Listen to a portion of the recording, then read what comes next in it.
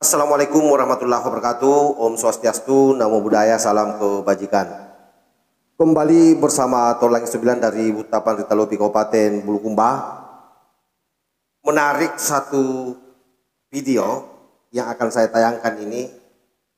Salah satu bentuk pengetahuan sejarah soal bagaimana sejarah datangnya orang-orang Balawi sampai terbentuknya Robita. Dan yang memaparkan ini adalah seorang ilmuwan sekaligus ulama dari Jawa Timur. Saya berharap sahabat-sahabat bisa secara utuh mengikuti video ini karena ini durasinya panjang. Silahkan sahabat-sahabat fokus. Sekali lagi, ini keilmuan, ini penting bagi kita semua, khususnya para pribumi Nusantara, para pemuda-pemuda di Nusantara, agar kemudian kita paham betul seperti apa dan siapa mereka. Untuk lebih jelasnya kita simak secara bersama-sama. Assalamualaikum warahmatullahi wabarakatuh. Pemirsa, selamat berjumpa kembali dengan YouTube Gus Mufid. Terlebih dahulu saya perkenalkan diri bahwa nama saya adalah Dr. Gus Mufid, MPDI, alumni Fakultas Keguruan Ilmu Pendidikan Sejarah Universitas Negeri Jember untuk S1-nya. Untuk S2-nya saya adalah alumni YN Sunan Ampel Surabaya, mengambil Magister Pendidikan Islam. Pada kali ini saya akan membahas tentang perbandingan antara Wali Songo dengan imigran dari Yaman. Pembahasan kali ini memang sengaja saya sampaikan mengingat terjadi polemik antara Duriya Wali Songo dengan para Duriya dari Yaman.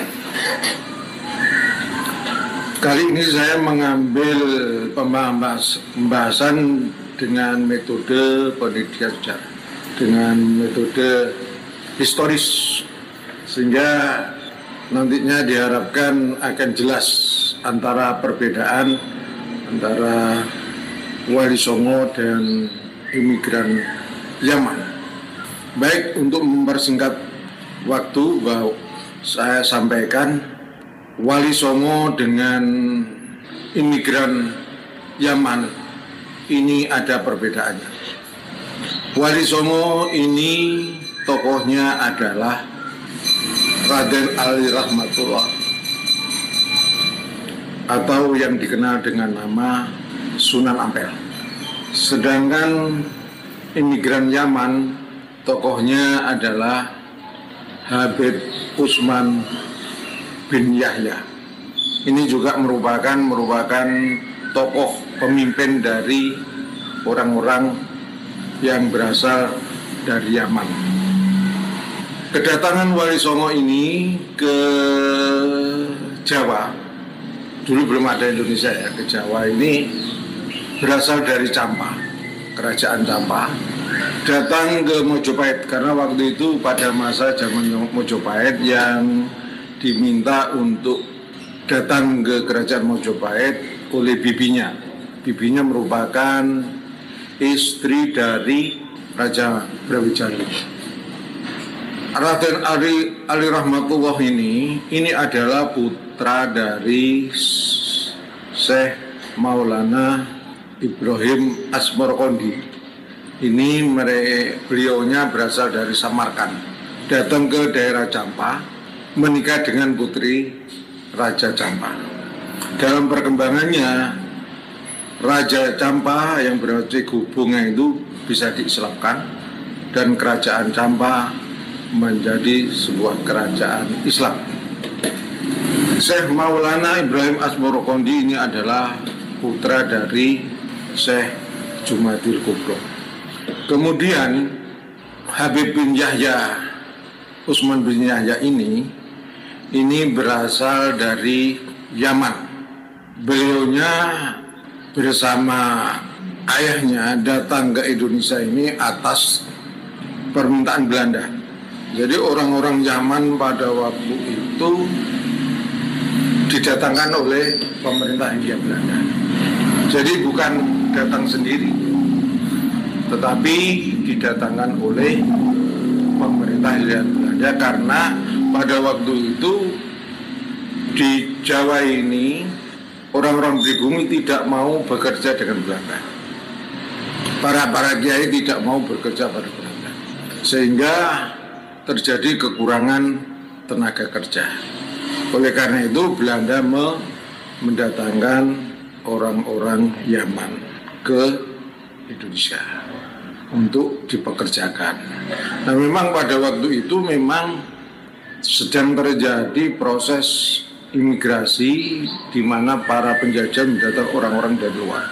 Kalau Inggris itu mendatangkan orang kulit hitam, Amerika kulit hitam di Amerika.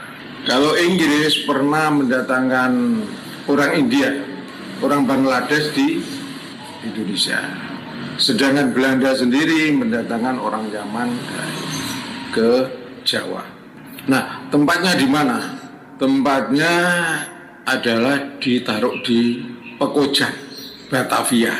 Nah, kalau Wali Songo itu sudah jelas ya, Raden Ali Rahmatullah itu adalah keturunan Raja Campa ya, dari jalur istri, dari perempuan. Sedangkan ini yang dari Yaman ini sebenarnya dari kalangan orang-orang biasa dalam kondisi ekonomi susah ya, mengingat pada waktu itu Yaman memang sering terjadi konflik, sampai sekarang konflik. Makanya Yaman kan bukan negara kaya ya. Nah, orang-orang yang ikut Belanda ini dari kalangan orang-orang biasa, bukan dari kalangan keturunan Rasulullah. Kalau keturunan Rasulullah itu masuk dalam strata kelas bangsawan, kelas atas.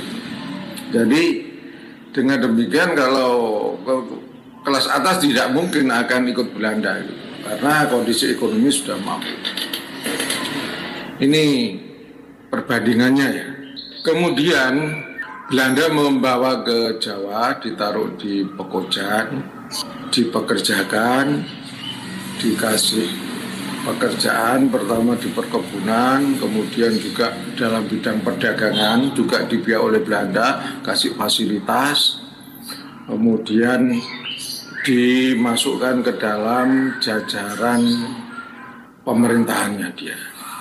Salah satunya adalah Habib Usman bin Yahya menjadi seorang mutfi agung Batavia. Mereka dipanggil. Nah, orang-orang dari Yaman ini zaman dulu mendukung Belanda. Sementara keturunan dari Wali Songo itu melawan Belanda. Ya, sudah ada perbedaan ya. Nah, sementara Wali Songo yang dipimpin oleh Raden Ali Rahmatullah ini mendapat tempat di Amperdenta. Tapi sebelumnya di daerah Kembang Kuning, kemudian di daerah Peneleh, berakhir di Amperdenta. Sedangkan imigran Arab Yaman ini oleh Belanda ditempatkan di Pekojan pada abad 18 sampai awal 19. Kemudian dalam perkembangannya mereka menyebar ke berbagai kota, di mana di situ kota itu yang posisi pemerintah Hindia Belanda sangat kuat, maka disitulah ada orang-orang imigran Yaman. Misalnya di Sumeneb, di Surabaya, di Semarang, di Pekalongan, di Palembang, di Kalimantan, di Banyuwangi, di tempat-tempat yang lain. Disitulah orang-orang Arab Yaman menyebar. Posisinya juga mendukung Belanda. Demikian juga di Solo, di Gresik. Sedangkan dari Sunan Ampel itu datang pada abad ke-14. Jadi jauh ya, antara abad 14 ke-18 jauh. Ada sekitar 400 tahun. Nah, keturunan dari Wali Songo ini mereka adalah saat sekarang ini mayoritas kebanyakan dari para kiai-kiai itu. Gelarnya adalah kiai, sedangkan dari orang-orang Arab Yaman ini adalah bergelar Habib. Nah, gelar Habib ini hanya ada di Indonesia dan terjadi pada zaman pemerintahan Hindia Belanda pada abad 18 akhir sampai 19 Masehi awal. Nah, Belanda memanggilnya para orang-orang Yaman yang ahli agama ini adalah dengan sebutan nama Habib. Sebelumnya tidak ada. Kemudian terah atau silsilah, ada perbedaan juga bahwa kalau Wali Songo itu silsilahnya itu dicatat oleh keturunannya, oleh duriannya sendiri. Jadi para kiai sudah punya keturunan, misalnya di Banten itu dari Sunan Gunung Jati itu sudah tercatat dari keturunan para kiai itu. Demikian juga di Jawa Timur, Jawa Tengah juga tercatat oleh para keturunannya di pesantren. Sedangkan silsilah dari para Habib ini ditulis, diresmikan di sebuah lembaga namanya Robitotul Alawiyah. Ini yang menyatat garis keturunannya. Nah, dasar dari Robitotul Alawiyah ini yang mengurus tentang terah-terah para Habib itu lembaga ini berdiri pada tahun 1928, mendapat dukungan dari Belanda. Nah, referensinya siapa? Referensinya adalah seorang sejarawan dari Belanda, yaitu Van den Berg. Ini ada yang mengatakan bahwa memang terah ini sengaja dibikin dengan referensi Van den Berg. Sedangkan dari terah Wali Songo ini ditulis silsilah oleh para keturunannya, yaitu di pesantren. Dengan demikian saya simpulkan bahwa perbedaan antara Wali Songo dengan imigran Yaman, pertama adalah Wali Songo ini berasal dari kerajaan Campa yang datang ke Indonesia, ke Jawa setelah kerajaan Campa digulingkan oleh kerajaan Anam, Vietnam. Sementara imigran Yaman ini berasal dari kalangan orang bawah ya. Kalau orang atas nggak mungkin, misalnya kalau orang atas itu kan nggak mungkin ikut migrasi ke Jawa karena masalah ekonomi, nggak mungkin kalau kaya. Yang ikut secara logika ya, itu yang ikut ke Indonesia adalah orang-orang yang ekonominya lemah. Wali Songo yang kedua ini datang ke Jawa atas permintaan dari istri Raja Majapahit. Sedangkan orang-orang Yaman ini didatangkan oleh Belanda karena Belanda memang membutuhkan tenaga-tenaga dari orang Yaman untuk menduduki posisi Departemen Agama. Karena para kiai gak mau bekerja di Departemen Agama. Nah, salah satunya adalah Syekh Nawai Al-Bantani, terus tokoh-tokoh dari Surabaya, Kiai Jawa, Kiai Semarang, Kiai Pekalongan gak ada yang mau. Nah, Belanda mendatangkan orang Yaman ini dalam motif satu, ekonomi. Untuk bergerak ekonomi maka mendatangkan orang-orang Yaman yang tidak begitu kaya ya. Yang kedua adalah untuk mengisi posisi-posisi ini. Tapi terposisi di luar agama. Tapi sebelum menempati posisi ini mereka disekolahkan dulu, dikuliahkan di Mekah. Kemudian untuk menempati posisi di luar. Salah satunya adalah Habib Umar bin Yahya. Yang ketiga, tujuan Belanda adalah untuk menghancurkan perlawanan para pribumi, para kiai. Belanda tidak hanya menghancurkan perlawanan pribumi dengan senjata, dengan fitnah, tapi juga dengan kedok agama.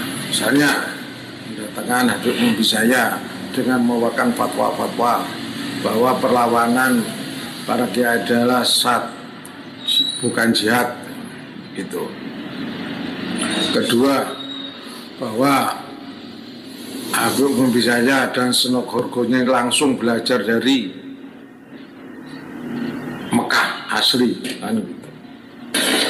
Nah, ini ada yang percaya, ada yang percaya adalah dari Aceh, sehingga orang-orang Aceh enggan bertempur, akhirnya kalah.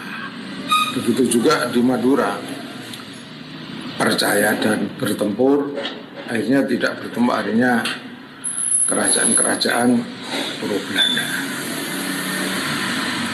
Sementara dari para keturunan Wali Songo tetap berjuang melawan penjajah Belanda hingga merdeka. Perbedaan selanjutnya adalah kalau Wali Songo ini menempati di tempat namanya Pekauman. Sedangkan kalau orang Yaman namanya Kampung Arab. Jadi beda ya antara Pekauman dan Kampung Arab. Gitu. Begitu juga soal perkawinan. Jadi kalau keturunan dari Wali Songo ini mau menikah dengan orang pribumi, sedangkan dari orang imigran Yaman ini tidak mau menikah dengan pribumi dengan alasan untuk menjaga kemurnian keturunan. Makanya dari zaman Belanda hingga sekarang wajahnya itu tetap wajah Yaman. Selanjutnya, dari keturunan Wali Songo ini selalu berdekatan dengan para pribumi dan berdakwahnya dengan cara-cara halus, dengan cara-cara yang tidak kasar, dan bisa mengislamkan orang-orang Jawa, mengislamkan kerajaan Mojopahit. Gitu. Sementara dari orang imigran Yaman ini tidak bisa mengislamkan orang Belanda. Jadi kalau keturunan dari Wali Songo ini bisa mengislamkan orang Mojopahit, tapi keturunan di Yaman ini tidak bisa mengislamkan Belanda. Demikian pemirsa YouTube Sunufit, ini informasi dari hasil penelitian saya dan pendekatan sejarah. Wassalamualaikum. Oke, saya kira luar biasa apa yang dipaparkan oleh sejarawan kita ini, dan tentu ini akan membuka mata batin kita semua bahwa pengetahuan yang selama ini dijajali di kita adalah merupakan kepalsuan, pengetahuan yang halu, pengetahuan yang berbasis pada kebohongan. Oleh karena itu saya kira dengan adanya paparan dari ahli sejarah ini, kita kemudian menjadi cerah, memahami betul bagaimana mereka sesungguhnya. Allahul muwaffiq ila aqwamit thariq. Assalamualaikum warahmatullahi wabarakatuh.